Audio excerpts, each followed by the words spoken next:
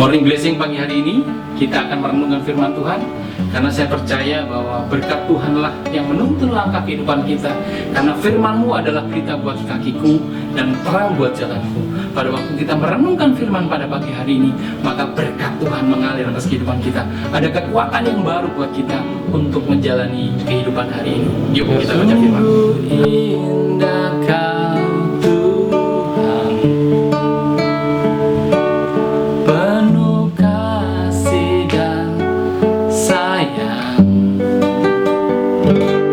Kau sumber penghiburan bagi setiap hati yang terluka. Sungguh indah Kau Tuhan, menara penghiburan. Kau sumber kekuatan bagi semua orang yang membutuhkan. Kita akan membacakan dalam kitab Kejadian 49. Kita baca supaya pagi ini ada berkat-berkat yang Tuhan akan sampaikan buat setiap kita. Yuk kita baca.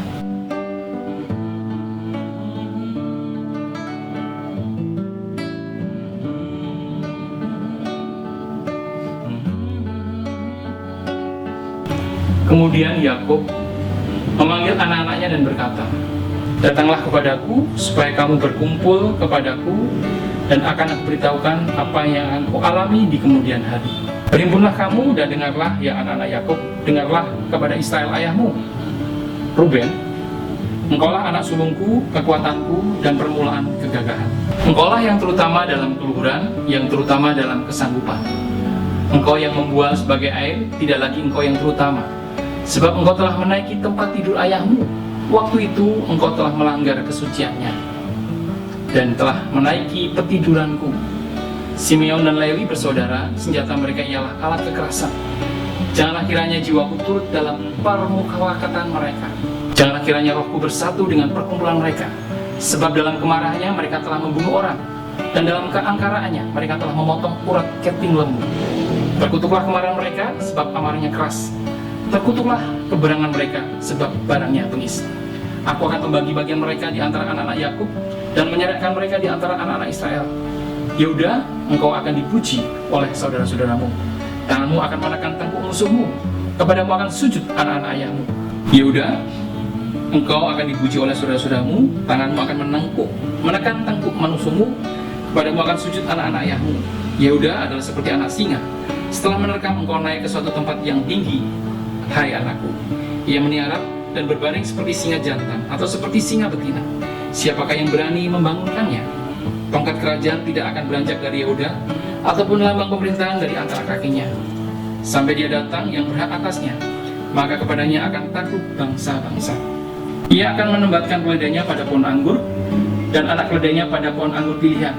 Ia akan mencuci pakainya dengan anggur, dan bajunya dengan darah buah anggur. Matanya akan merah karena anggur, dan giginya akan putih karena susu. Zebulon akan diam di tepi pantai laut. Ia akan menjadi pangkalan kapal, dan batasnya akan berisi dengan Sidon. Iskar adalah seperti keledai yang kuat tulangnya, yang meniarap di api bebannya. Ketika dilihatnya bahwa perhentian itu baik dan negeri itu permai, maka disedengkanlah baunya untuk memikul lalu menjadi budak Robi. Adapun Dan, ia akan mengadili bangsanya sebagai salah satu suku Israel. Semoga Dan menjadi seperti ular di jalan, seperti ular beludak di dinai yang memungut tumpit kuda, sehingga mendunggangnya jatuh ke belakang. Aku menanti-nantikan keselamatan yang daripadamu, ya Tuhan. Gad, ia akan diserang oleh gerombolan, tetapi ia akan menyerang tumpit mereka.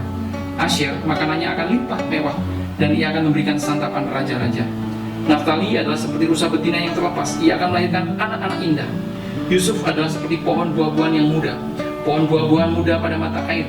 Dahan-dahannya naik mengatasi tembok, walaupun pemanah-pemanah telah mengusiknya, memanahnya dan menyerbunya, namun panahnya tetap kokoh, dan lengan tangannya tinggal kuat.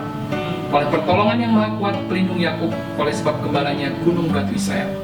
Oleh Allah ayahnya yang akan menolong engkau, dan oleh Allah yang maha kuasa yang akan memberkati engkau, dengan berkat dari langit di atas, dengan berkat samudera raya yang letaknya di bawah, dengan berkat buah dada dan kandungan.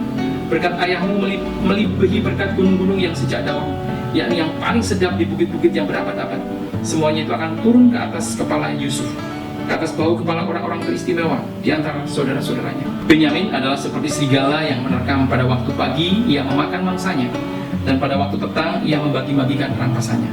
Itulah semuanya suku Israel, 12 jumlahnya, dan itulah yang dikatakan ayahnya kepada mereka ketika ia memberkati mereka. Tiap-tiap orang diberkatinya dengan berkat yang diuntukkan kepada mereka masing-masing. Kemudian berpesanlah Yakub kepada mereka, apabila aku nanti dikumpulkan pada kaum leluhurku, kuburkanlah aku di sisi nenek moyangku dalam gua yang ada di ladang Efron orang Het itu, dalam gua yang di dalamnya Mahpala di sebelah timur Mamre di tanah Kanaan, ladang yang telah dibeli Abraham dari Efron orang Het itu untuk menjadi kuburan milik. Disitulah dikuburkan Abraham beserta Sarah istrinya, disitulah dikuburkan Ishak beserta Ribka istrinya, dan disitulah juga dikuburkan Lea. Ladang dengan gua yang ada di sana telah dibeli dari orang Het. Setelah Yakub selesai berpesan kepada anak-anaknya, ditariknyalah kakinya ke atas tempat berbaring dan meninggallah ia. Maka ia dikumpulkan kepada kaum leluhurnya. Pagi ini dalam morning blessing, Yakub memberitahukan kepada anak-anaknya 12 suku bangsa Israel, dan dia menubuatkan apa yang bakal terjadi terhadap anak-anaknya.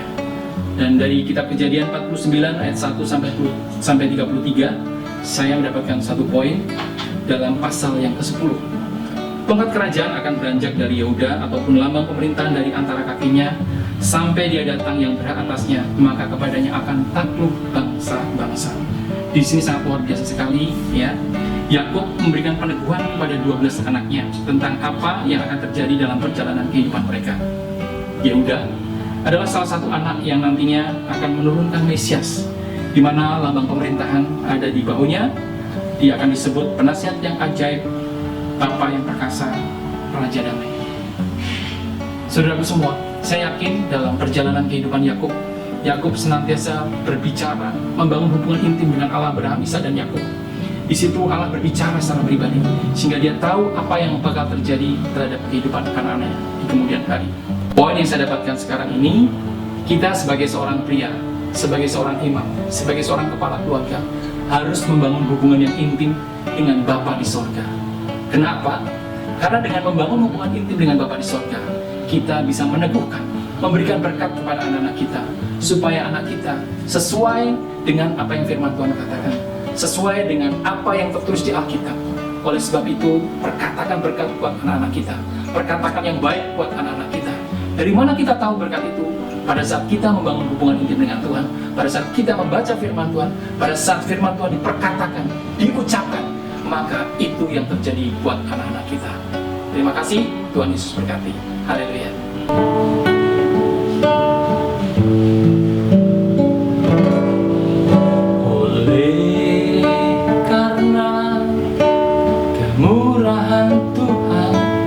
Ku ada sampai hari ini, oleh karena kebaikan Tuhan, janji-Mu terjadi bagiku. Tuhan berkati dari apa yang kita baca tadi, semoga menjadi berkat. Amin. Haleluya. Yes. Amin. Amin. Amin. Puji Tuhan.